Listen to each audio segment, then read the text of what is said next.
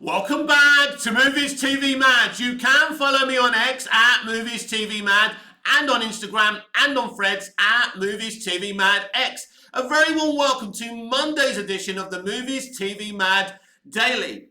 Today we're talking about Doctor Who. The other day it was announced from Bad Wolf and the BBC and Disney, who now have their very own Doctor Who Instagram account. They did promise that they would promote the new series of Doctor Who a lot more than they did the 4 not so specials. It's a bit weird why they weren't promoting those specials so much, but anyway, they're all in on that promotion. But is Disney admitting that, to the world, that they're involved in Doctor Who, a good thing for Doctor Who or a bad thing for its marketing? Isn't that just going to put people off more of Doctor Who anyway?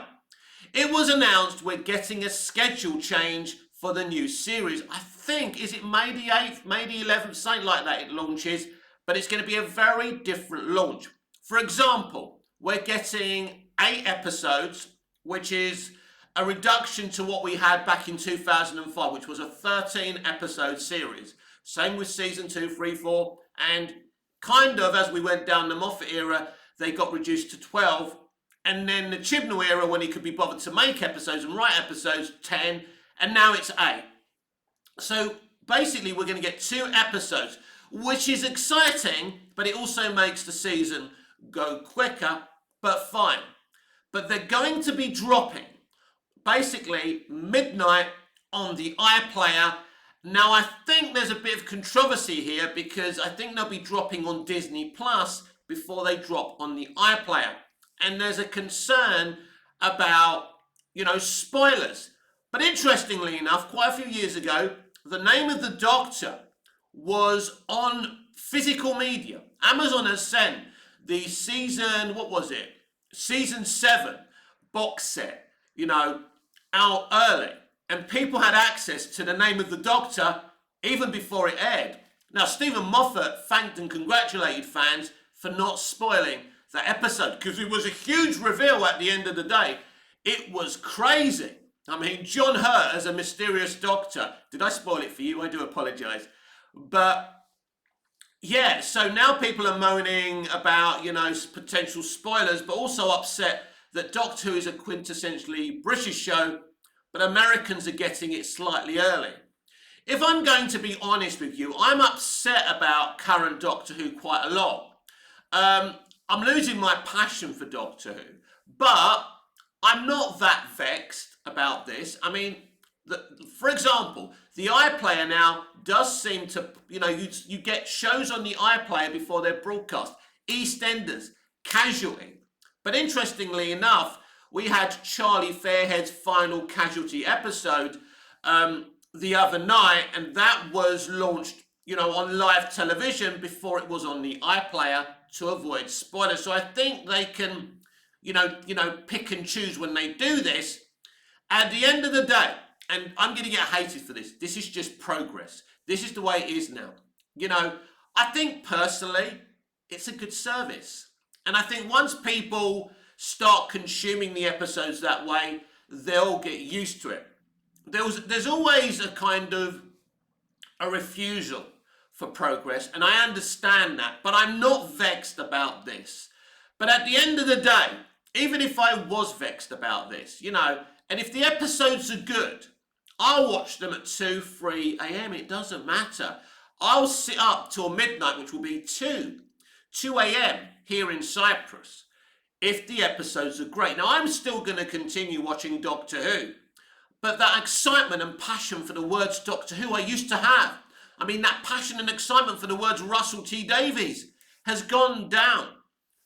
Because Russell T Davies makes fun of Doctor Who fans for being opposed to change. Well, that is interesting, actually, Russell, because in 2005, you brought back Doctor Who kicking and screaming into the modern era. After the episode Rose, I don't remember many, if any, people complaining. And you created a more vibrant, exciting, modern day version of Doctor Who, but it was still quintessentially Doctor Who. It's interesting they always talk about new fans. Well, in 2005, Doctor Who did attract new fans. But why? because it was still Doctor Who, just modernised. It had, faster pacing. It had, huger production values. It had a bigger budget, and you could tell. And that attracted the general audience. But old Who fans were still very, very happy. It came back, it was exciting. Some didn't like it because it didn't have the pacing and the style of the classic series. But at the end of the day, there's always going to be people who are not happy. We spoke about this the other day. When you have pre-existing, shows, movies, properties that are rebooted or relaunched. Doctor Who was relaunched, and thankfully they didn't reboot it. Interestingly enough, he's calling his new seasons 1, 2, 3 and all that. I don't know why he's doing that, if he's just trying to wind people up, or if he's planning on rebooting the whole thing. I have no idea. The truth is that Russell T Davies came in to do a very, very difficult gig. He came over to take over from Chris Chibnall, who, let's just say, didn't really care who he upset.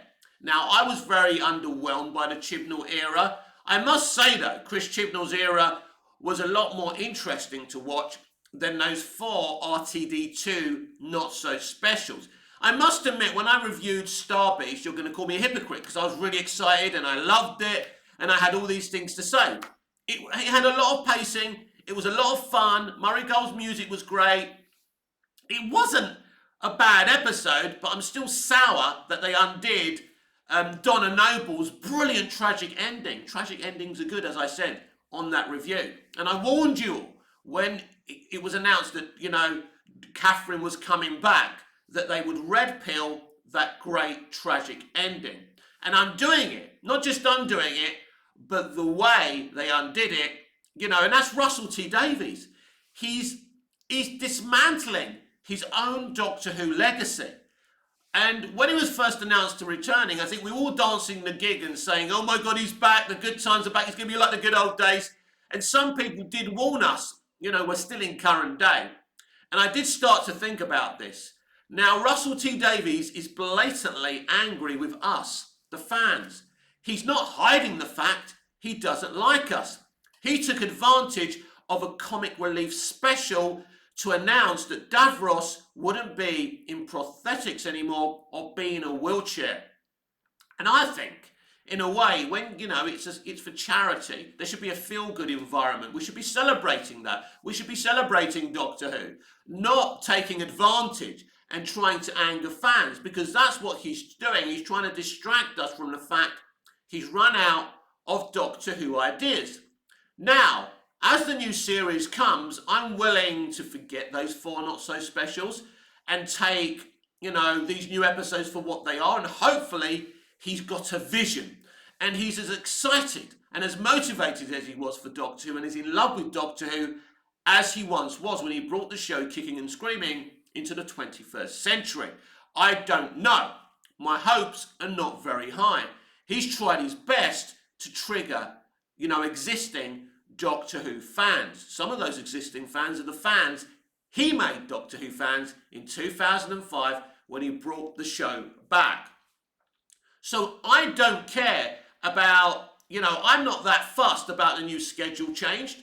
I'm not fussed that Davros isn't in a wheelchair anymore. I don't like the timing of it, but if that's what you want to do, that's what you want to do. I mean, I don't know about you, but when I used to see evil characters in wheelchairs as a kid, I didn't go, right, all people in wheelchairs must be evil, right? There's good people in wheelchairs, there's good people who are not in wheelchairs, there's bad people who are in wheelchairs, and there's bad people who are not in wheelchairs, right? Unless you're dumb, you're not going to stop generalizing people in wheelchairs for being evil. But unfortunately, people with Russell's ideology, and the entertainment industry is full of these types of people, have this mentality. But his timing of that announcement wasn't great. But if you want to do something interesting with Davros, I mean, he just made him into a joke at the end of the day, which is sad because Davros is an iconic villain, right? And pretty much made him into a silly Nazi, right? Let's be honest about it. But we'll see if we ever see Davros again. But if he's going to do something interesting with that villain and the change works, again, I'm all for it. Breaking canon isn't a bad thing as long as it's done for the best of intentions and in terms of coming up with a good idea. And it works for the audience and it works for everyone, and that's great. You can't go to war with your own customer. The most important people are the Doctor Who fans. The Doctor Who fans are the fans who kept Doctor Who alive in the wilderness years, right? We're the reason that Big Finish became so successful and popular. It means that Doctor Who never actually had a break from 1963 from now. A few years ago when people were saying Doctor Who needs a break, I was getting very angry. No, we just need great Doctor Who. Now I'm actually thinking maybe Doctor Who needs a break. I'm a big fan of Russell T Davies and how he brought the show back. I think the Moffat era was inconsistent, but he did give us a lot of nuggets and a lot of gems. Some brilliant Doctor Who episodes. Stephen Moffat has a great, vivid imagination. Sherlock is outstanding. I like Stephen Moffat. And if it's true that he's coming back to write a Christmas episode and he's coming back regularly, I think that's great. And I think that RTD and Ncuti Gatwa will leave at the end of their second series. And I think history is going to repeat itself. And Stephen is going to take over. What I gauge from Stephen is, though, that he's still in love with Doctor Who. He looked tired when he was working near the end of Doctor Who. He needed a break. It does seem that Stephen's been revitalised and he's found his love for Doctor Who. But in fact, when he left Doctor Who, he was very positive. He wasn't saying anything negative about fans. And he seemed like revitalised about the show. And unlike Russell, he does seem to have that, love for it again. Maybe that's because he's not working on it. But I did say a long time ago as well that I think it's time for the Russell T Davies Country Club, who have done a great job in running Doctor Who, but especially Stephen Moffat, especially RTD in his original era, and who knows what he's going to do with these new series, and hopefully they're going to be great and better than what he delivered with these 4 not so specials. But I think it's time for his friends like Stephen Moffat, who I've just been praising, Russell himself, Chibnall. I'm sure Chibnall will come in and write some episodes as well. And that's going to piss a lot of people off. He wants to piss you off. Controversy will distract that he's run out of Doctor Who ideas. And that's the point. Now, I'm happy to take the L if we have a great, first RTD2 series. And that will be brilliant. But I mean, there's certain red flags already, the way Millie Gibson has been handled. Her character didn't have a lot of range in that first Christmas Not So Special, did she? And I mean, anyone who's watched Millie on Coronation Street can see that she's a really good, powerful actress, young, powerful actor. And she wasn't given enough food and drink, enough meat to deliver a character with.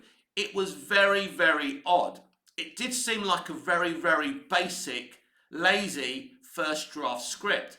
And that's a shame. He does seem to be rushing just to get through this so he can move on. It's all very, very strange, if you ask me. I was surprised that he was coming back in the first place. At first, I thought he was just going to handle the anniversary, the 60th anniversary, until they found somebody new. I think Doctor Who needs someone to be run. Someone who likes Doctor Who, knows Doctor Who, but also someone away from Russell T Davies and those people. As I call it, the Doctor Who Country Club. I think that's what's clear now. We need a clean break, or Doctor Who needs a break. Now, Doctor Who shouldn't have to need a break, but I think we're tired of these people running it now because they seem tired of us. They blatantly don't like us. Now, don't forget, Russell T Davies, Mark Gatiss, Stephen Moffat, Chris Chibnall, they started off as ordinary Doctor Who fans who happened to get into television, happened to be writers, right? And as I say, Russell did a great job bringing it back. Russell's a prolific writer. I'm not going to start rewriting history like Russell did when he introduced a historical character, and who wasn't the colour they're supposed to be. I'm not going to rewrite history. Russell T Davies is a prolific storyteller. He is. He proved that in 4 or 5 years of Doctor Who and everything else he's done in television. The man's a genius. They even wanted him to write a Marvel series. We'll never know what that is. But I think, and as I say, the job he did initially was great, but I think it's time to let go. And I think it's time for fresh eyes and fresh minds to be running Doctor Who. The problem is we are in current day, and I think it's Disney and the BBC that are the bigger problem, because whoever they bring in, they're going to be more worried about the identity of the Doctor, the identity of the companion. I mean, Russell T Davies said he wouldn't have come back unless he could be different. I suppose, David Tennant birthing Ncuti Gatwa is different, and Davros, being out of his prosthetics and not being in a wheelchair anymore is very, very different. But in terms of the new companion, that's not different. I love Millie Gibson. A lot of time for Millie. She's a lovely girl. She's very talented. She's a great kid. I was very happy for her getting this gig. But ultimately, people made an accusation that I was in denial about, that she's just another Rose. And basically, I know she's supposed to be all mystery box, but she's another Rose. She's young, she's attractive. Travelling with a young, vibrant, attractive Doctor, because we've never done that before, have we? That's what I mean. I have wanted either an alien companion or a historical companion, something a little bit different. If I was running Doctor Who now, you'll be getting either a historical companion from the past, from the 20s, the 30s, the 40s, because it's different. And you'll say, well, people can't relate to that. Oh, come on. Didn't we all relate to Marty McFly's mum when he went back to the future? Wasn't she relatable? It's not about coming from current day. Or my companion would be an alien. Maybe I would be I think one of the things we've lost recently with Doctor Who is the fun. It's starting to take itself too seriously. And maybe we should maybe we should be travelling with a historical character and an alien, a random alien as well. Maybe make it a little bit random, because I think the attractive young companion has had her day. Whether it's a guy, whether it's a girl, I don't care. It's done. It's boring. And I think that's one of the things everyone was complaining about, because I know Russell T Davies, the BBC, even Stephen Moffat makes fun of us all for keep on complaining about Doctor Who. But if you give me mouldy cheese, I'm not going to eat it and sit on the toilet for 24 hours. I'm going to take it back. But you lot who make Doctor Who and the BBC and everyone in entertainment today is, wait a minute, you bought mouldy cheese from us and you have the gall to complain about it? Go back and sit on that fucking toilet. That seems to be the mentality, doesn't it? Even some fans complaining about other fans complaining is becoming ludicrous. When you pay for something, you have every right to bitch and complain, as long as you're constructive about it. And Doctor Who has given us a lot to complain about. I don't expect the complaining to make a difference. I don't expect people complaining about the schedule change to suddenly see a change. Nothing's going to change.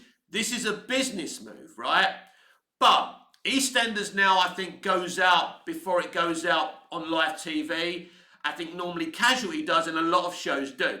I actually quite like that idea, and I don't think they're going to change that just for Doctor Who and its fans. Maybe they will. Maybe they'll backtrack. But for me, it's not a big deal. The bigger deal is that Doctor Who is fun and doesn't take itself so seriously. And, we can have, random police box travel again. It does seem like we are going down the mystery box route again. And I'm not really a hater of mystery box when it's done really well. Sorry if you can hear my neighbour soaring away or whatever he's drilling. He's annoying. He never stops. We're going to continue our conversation. I've got a deep, loud voice. I'll beat his machines. And if you can't hear him, you probably think I'm just insane. Anyway, right. Yeah, we want great Doctor Who. And I know everyone wants different things from Doctor Who. And, Russell T Davies or whoever's running Doctor Who can't please everyone. But I think, when I look into Russell's eyes, I see hatred for the fans. And that's a shame. We saw how he treated people who went into his Instagram complaining that he took Davros out of the prosthetics and out of the wheelchair. And it was over the top. He was going like tough. He wasn't even having conversations. It was weird. It's like, but you know why? He's triggered because of the way Chibnall was treated, when he cast a female doctor. And the truth is, a lot of people were very disrespectful to Chris when he cast Jodie Whittaker as a doctor, just because she was a female. Now, I'll tell you my opinion on this again, and I'll put it on bumper stickers. There's nothing wrong with a black doctor. There's nothing wrong with a female doctor. This is a character that can regenerate into anyone, right? He could be an elephant if he wanted, or they wanted, right? That's fine. It would be silly. I mean, maybe that will be the next step. Elephant representation. I don't know. But there's nothing wrong with a female playing the doctor. Unfortunately, the way Chibnall wrote her was very bland, uninteresting. She never researched the character. He told her not to. It was all very, very strange, if you ask me. But, yeah, he was treated badly. I understand why Russell's angry. But here's the thing, you can't be angry so blatantly with your own consumer, your own customer. You need us. Without us, you don't have a show. And without you making a show, we don't have a show to consume and talk about and bitch about. It's a partnership in the end of the day. In years gone by, entertainment was a partnership between the consumer and the people making it. Now, they hate us and we seem to have a mistrust of them. We live in very divisive times. Social media doesn't help that. But also, these people keep on pushing back. So, I am concerned that Doctor Who will kind of end up being cancelled in the end. I mean, it's interesting. If Russell didn't come back, maybe it would have been cancelled. I don't think they wanted it to be cancelled with a female doctor being the final doctor. They didn't want the headlines, female doctor, end show. And let's be clear, if the ratings were low on Jodie Whittaker's and Chris Chibnall's era, it wasn't because Jodie's a female. It's because of the way he was running the show. It was bland. It was uninteresting. It just wasn't Doctor Who. At the end of the day, it just wasn't Doctor Who. That's the thing. It was boring. It was uninteresting. And, of course, the whole controversy about the Timeless Children didn't help either. And so, that was that, but they were never going to end it there, because if they did end it there, it would have been, female doctor ends Doctor Who, and they wouldn't want to do that. So, it's an interesting place we find ourselves now. I think the problem is with modern day entertainment, they don't really understand the importance of the consumer, of the customer. And I think they can keep on pushing back. And maybe they don't care. Maybe they think they can carry on like this. But it's a consumer-based business. They need our money, they need our consumption, and the foundation of any show, of any movie, is its fans, whether it's Star Wars, whether it's Star Trek, whether it's Doctor Who. Like, obviously, if you're releasing a film in a cinema and you want it to make $1 billion, your general audience is more important. But in terms of Doctor Who, the foundation is its fans. And if you turn your back on the foundational fans, which they have, by the way, and you don't have to like your customers. It's fine. But you can't blatantly come out telling people you hate, you dislike them, making fun of them, that they're always complaining, that they hate change. It isn't very clever. Now, what was very interesting was before the giggle, Russell T Davies was doing an interview laughing about Doctor Who fans being, adverse to change. And it's not very clever. He's trying to wind people up. He's trying to distract from people. He's trying to create controversy because he's run out of Doctor Who ideas. The giggle proved that. That wasn't an original story. Wild Blue Yonder seemed very ripped off from the Ganger episode from the Moffat era, you know. And then you've got the Giggle, which just seemed like the last of the Time Lords with the Master. You know, there was some good stuff there, but it wasn't very original. Yeah, we had the bi-regeneration. I don't know how he come up with that. He did the bi-regeneration to annoy people, to distract people, that the episode didn't have a lot of originality to it either. But ultimately, the people I speak to aren't upset by the bi-regeneration. They're just thinking, right, that was strange. Anyway, it's that kind of thing. You know when someone says something random or you see something random, you look at it, you're a little bit shocked, you go, oh, well, yeah. And I think for a lot of people, it was weird. I mean, it was a bit like, I suppose, I think people were more triggered when Matt Smith regenerated into Peter Capaldi, and it was such a quick regeneration, and we all thought that was a bit quick. We weren't able to say goodbye to Matt properly, even though it was a fantastic monologue. By the way, probably my favourite revival Doctor Who monologue. It's so emotional, Murray's music, Matt's performance, it's so good. And we don't get Doctor Who like that anymore. You know, once you stop making Doctor Who for its audience and you're just making it for yourself, there's a problem. Because, you know, you are not making Doctor Who for yourself, Russell. You're not making it to rewrite history. And there's another issue here now with the ideology of the far left. Parents are stopping their children from watching shows like Doctor Who. Parents are not allowing their children to watch Disney Plus anymore because the rewriting of history, we already saw it in one of the Not So Specials last year. You know, parents are not going to allow their kids to be told by Disney and the BBC that men are bad, your dad's an arsehole and you should hate your dad and love your mum more than your dad, right? Nobody, no parent, no father in their right mind is going to allow that kind of propaganda to be, you know, seeped into a child's mind, because a child's mind is like a sponge and they soak stuff up. And we've got to wonder what we're creating here. And this is a huge cultural war within entertainment. They've always been very, very left-wing. I was brought up to be moderate left, by the way. They've gone from moderate left to very, very extreme left, and it's creating a divide.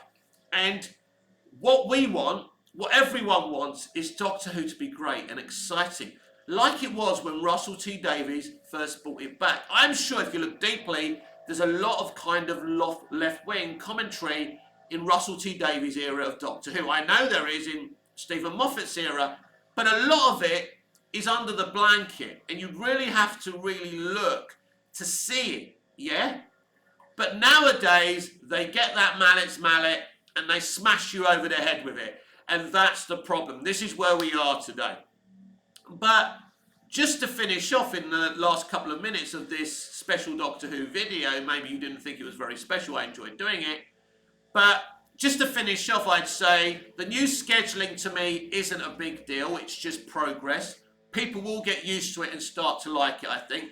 Right now, people are angry. It's something different. And I get why some people are upset about it, but yeah, it's progress. It's just the way it is. It's not going to change. The most important thing is the show feels like Doctor Who. Is Ncuti Gatwa a great doctor? Yeah, it's early days. Like Jodie Whittaker, he doesn't feel like a clever doctor. The doctor hasn't really been clever since Peter Capaldi. You know, that character that seems clever, that knows stuff, because they've travelled through time and space and they know about history and they're educating their young companion.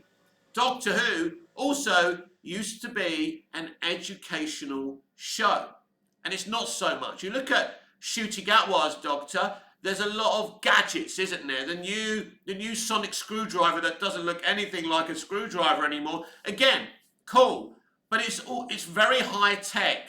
And something that we're noticing, and what we noticed with Jodie Whittaker's Doctor, the reason she didn't seem that clever, because she was looking at her sonic screwdriver for answers. Anything a companion asked her, it was, right, yeah. It was that. It wasn't because she was intelligent. And I think there's nothing more problematic than casting a black man to play the Doctor who isn't very clever. So hopefully, Ncuti Gatwa's Doctor does have more pearls of wisdom than what he did with some male historical figure. right? We will see. I'm not going to prejudge this new series, but going on those not so specials, I think it may be time to rest Doctor Who. I'm a big fan and supporter of the original Russell T Davies revival, but maybe the revival did more harm than good to the Doctor Who legacy.